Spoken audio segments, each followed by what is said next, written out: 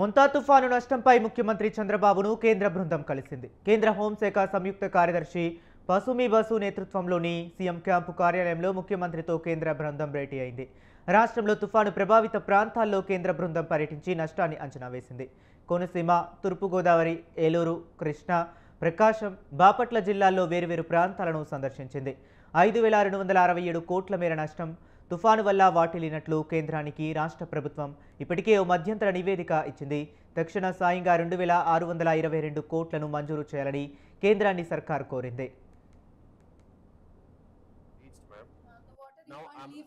We have stopped here, ma'am. Now for this, the last they need water. If these are not repaired immediately, I'll not be able to run the water to irrigation channel. Okay, Upar, if we get a flood, it will definitely have crop inundation, ma'am. And the bund is for 9 lakhs, ma'am. Up to 9 lakhs, the bund brim, the water will come. రాష్ట్ర వ్యాప్తంగా 443 మండలాల్లోని 3,109 గ్రామాలు ముంతా తుఫాను కారణంగా ప్రభావితం అయ్యాయని కూటమి ప్రభుత్వం పేర్కొంది. దాదాపు 10 లక్షల మంది తుఫాను, భారీ వర్షాలకు ప్రభావితం అయ్యారని నివేదికలో వెల్లడించింది. 9,960 ఇళ్లు నీట మునిగాయని, 1.11 లక్షల కుటుంబాలు నిరాశ్రయులయ్యారని సర్కార్ పేర్కొంది. తుఫానుతో పాటు భారీ వర్షం కారణంగా 4,566 ఇళ్లు దెబ్బతిన్నాయని స్పష్టం చేసింది. దాదాపు 1.61 లక్షల హెక్టార్లలో పంట దెబ్బతిందని, 3.27 లక్షల మంది రైతులు నష్టపోయారని కేంద్రానికి నివేదించింది. వ్యవసాయ పంటలతో పాటు ఆక్వా, పశుసంవర్ధకం, చేనేత రంగం కూడా తీవ్రంగా నష్టపోయినట్లు వెల్లడించింది.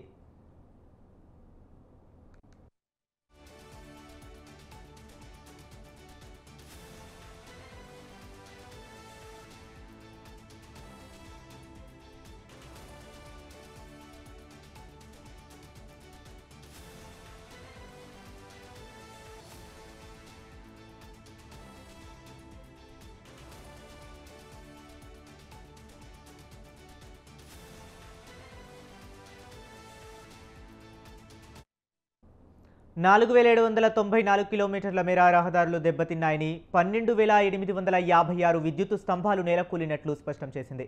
అలాగే 2,318 ట్రాన్స్ఫార్మర్లు పాడయ్యాయని నివేదికలో పేర్కొంది. ముంతా తుఫాను కారణంగా పంటలు, రహదారులు, ఇళ్లు, ఇతర మౌలిక సదుపాయాలకు 6,384 కోట్ల మేర నష్టం వాటిల్లిందని వెల్లడించింది. తుఫాను వల్ల నష్టపోయిన ప్రజలను ఆదుకునేందుకు 22 జిల్లాల్లో 1.92 లక్షల మందిని రిలీఫ్ క్యాంపులకు తరలించామని వెల్లడించారు. ఇక 3.36 లక్షల మంది కుటుంబాలకు 3,000 చొప్పున తక్షణ ఆర్థిక సాయంగా అందించినట్లు కేంద్ర బృందానికి ప్రభుత్వం తెలియజేసింది.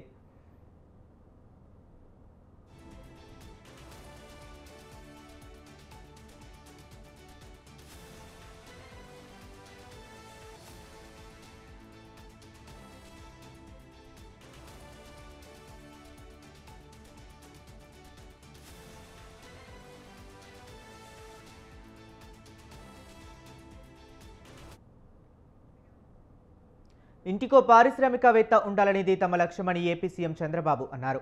రెవెన్యూ సమస్యలు పరిష్కరించే బాధ్యత తనదని స్పష్టం చేశారు. ఈ ఏడాది 1,00,000 మంది మహిళలను వ్యవస్థాపకులుగా తీర్చిదిద్దుతామన్నారు.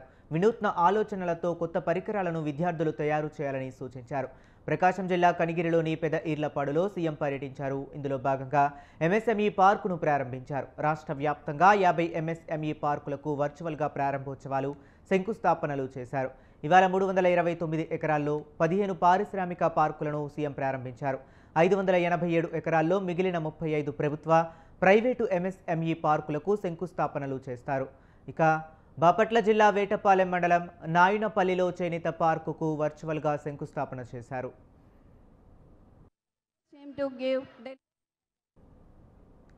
గత పాలకుల విధ్వంస పాలనలో పరిశ్రమలు మూతపడ్డాయని, పారిశ్రామికవేత్తలు పారిపోయారని సీఎం చంద్రబాబు ఆగ్రహం వ్యక్తం చేశారు.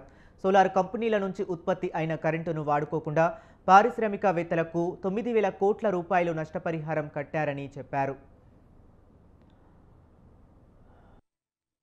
ఎవరు కూడా చేయరు ఇలాంటి తప్పుడు పనులు. కావాలని చెప్పి కరెంటు ఉత్పత్తి చేసే సోలారు కంపెనీలు ఎంఓయూలు చేశాం. కరెంటు ఉత్పత్తి అవుతుంది. కరెంటు ఉత్పత్తి తీసుకోకుండా వాళ్ళవన్నీ క్లోజ్ చేయమన్నాడు. కరెంటు క్లోజ్ చేయలేరు. ఎందుకంటే ఎండకు వచ్చే కరెంటు వాడుకోకపోతే నష్టం. గవర్నమెంట్ కు ఒక ఆబ్లిగేషన్ ఉంది. ఆ ఆబ్లిగేషన్ ఒకవేళ వాడుకోకపోతే వాళ్లకు నష్టపరిహారం కట్టియాలి.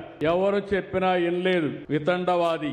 వినకపోతే ఏమైందని మీరు ఆలోచిస్తే కోర్టు మొట్టికాయలేసి ఇందులో ఏమీ జరగలేదు, నువ్వు తప్పుడు నిర్ణయాలు చేస్తున్నావు, నువ్వు వాళ్ళందరికీ కాంపన్సేషన్ కట్టియాలని కరెంటు వాడుకోకుండా పారిశ్రామికవేత్తలకు 9,000 కోట్ల రూపాయలు మీరు కట్టిన పన్నులు వాళ్ళకి పే చేసే పరిస్థితి.